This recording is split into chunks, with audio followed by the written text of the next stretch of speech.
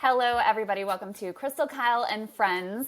It is just me today. We had some kid stuff going on. So, no Kyle, but no worries because we are very lucky to be joined by a great friend, Ken Klippenstein, who is an independent journalist and who has been making all sorts of waves and probably is getting himself set up for his next FBI visit as we speak. So, Ken, great to see you.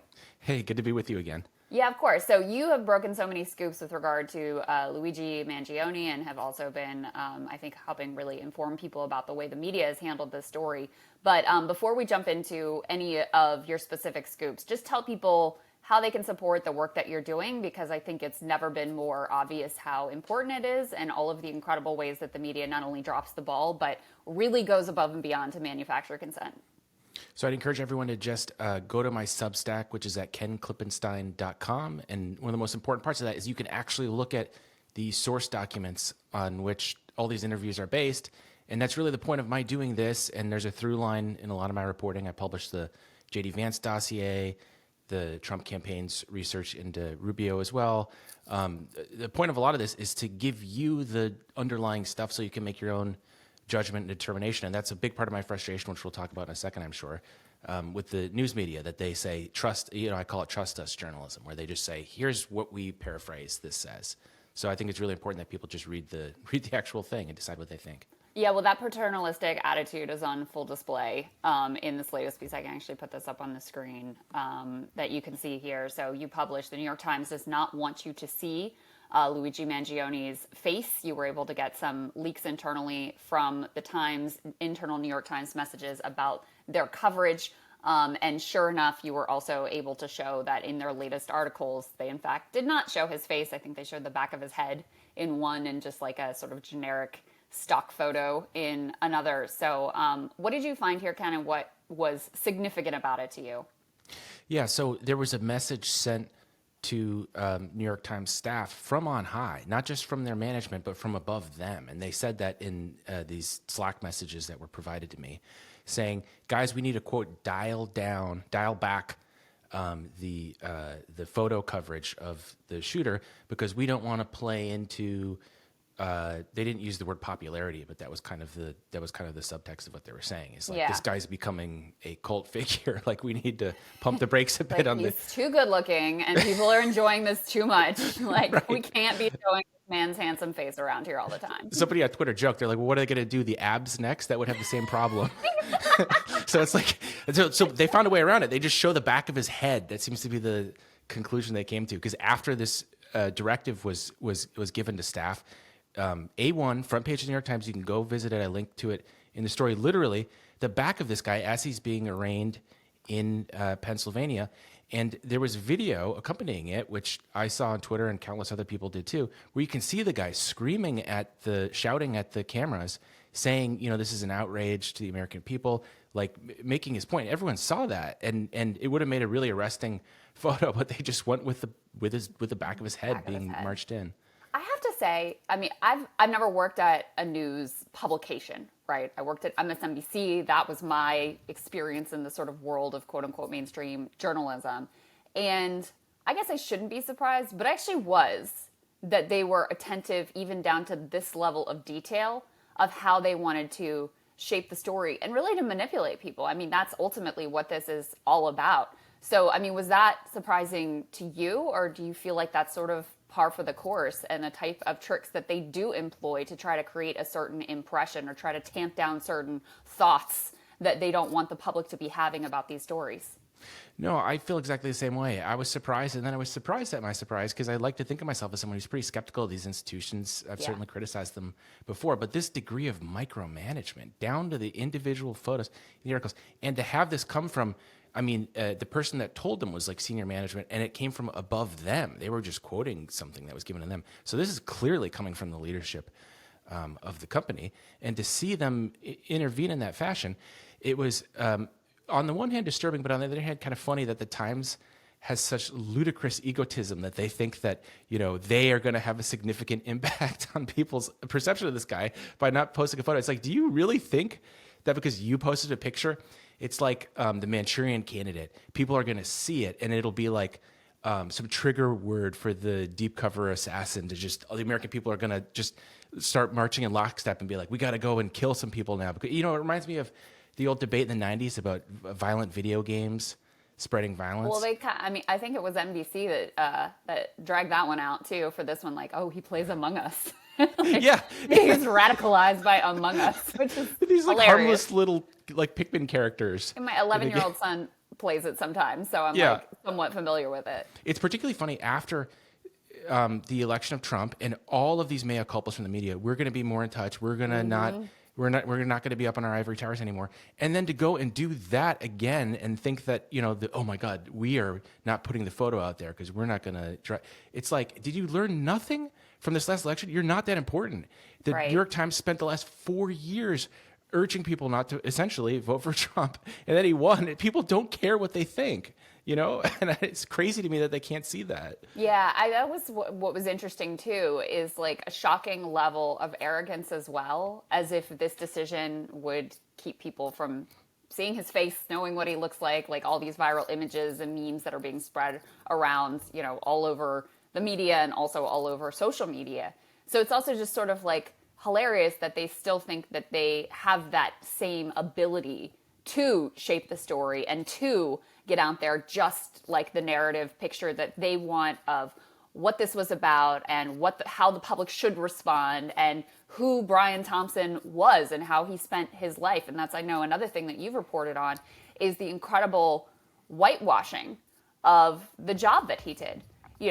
I have always held, and I know that it can be uncomfortable, but I think it's important when you're talking about powerful people after they have died. It's incredibly important that you not whitewash, that you not let the lasting, the last sort of summation of their life be whatever cherry-picked Disney-fied version. I think that's actually incredibly important. And every news outlet that I know, you look more closely than I did in the obituary for him, it was just incredibly great guy, family man, up by the bootstraps, American dream kind of a picture. Yeah, and it's like, it sounded like the media kind of became like the funeral home putting out a statement about it. And it's like, on the one hand, I get the human impulse to not want to, dance on someone's grave or whatever, but it's like the directive the imperative that media tell the truth. There's no exemption for that when someone dies. You're not suddenly like, okay, we'll stand, we don't actually care about the truth anymore now because we're going to be, the whole point of journalism, you have to kind of be unpleasant and say things that maybe people don't want to hear necessarily, but that's the entire point. If you're not doing that, you're just public relations. And I think that's a lot of what we saw. We had these anonymously cited articles describing him. All the standards go out the window. There's no attribution. They're just like, he was well-liked. No, like this guy said he was well-liked or whatever. And then I start interviewing people. And obviously people that reach out to me are going to have a certain point of view. But I'm definitely not. There's at least a significant number of people that didn't think he was well-liked. And they get no purchase in any of the press. And I'm guessing they're not lying. I'm guessing they're just talking to a couple of executives. They're like, oh yeah, we hung out with him. We had a good time with him. And also, whether he was personally well-liked by his fellow executive class buddies is not really important. That's not why this was a significant figure. There's all kinds of genuine villains who I'm sure if you had some one-off interaction with them, they came off, personally, perfectly fine. And to me, the most important part of this story is what the public reaction to it has said about our political system, about the impotence that people feel within that political system, about this issue of healthcare, which, is this incredible source of pain, misery, violence, and death, and debt, too, in our society, and which has been almost completely swept off the table by, at this point, both political parties. And so if you're trying to just avoid that, or just tut that and push it to the side, or pretend like it's just coming from one partisan valence or another, to me, you are missing, this story is not important at all without taking a look at that reaction. Sadly, people are murdered in this country every single day.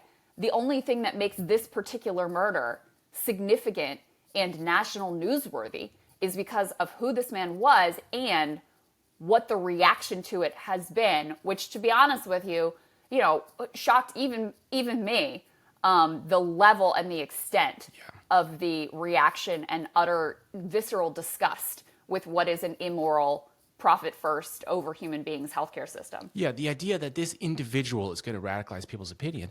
This guy was the match that was dropped on fuel that had been poured all over the place in the form of, I did a story on the election in the 2 convention speeches between Kamala Harris and Donald Trump. They mentioned the word healthcare, I think, twice between them. It was basically a non-issue in the election. Wow. And so doesn't this feel like it's like an explosion of something that had been under pressure for a long time, right? Like, and so to try to pin this all on this guy and his amazing charisma, or he's too good looking or whatever, and say that that's gonna, it's just absurd, and it's insulting that they think people, again, are this kind of automata that are just activated by some code phrase or something, and rather than already having views that this guy maybe personified or gave expression to, but that was all there for years.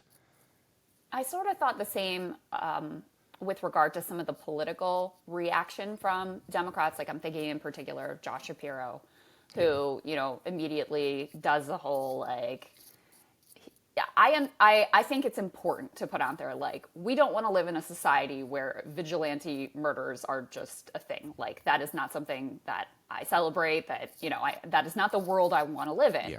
But if you aren't acknowledging where the reaction to this came from, then I don't think you're connecting with the problems in society. So Josh Shapiro did a very, like, self-aggrandizing, moralizing, murder is bad. It's like, okay, yes, we know. Thank you very much. And to your point, it comes just after an election where all of these Democrats are doing all this soul searching.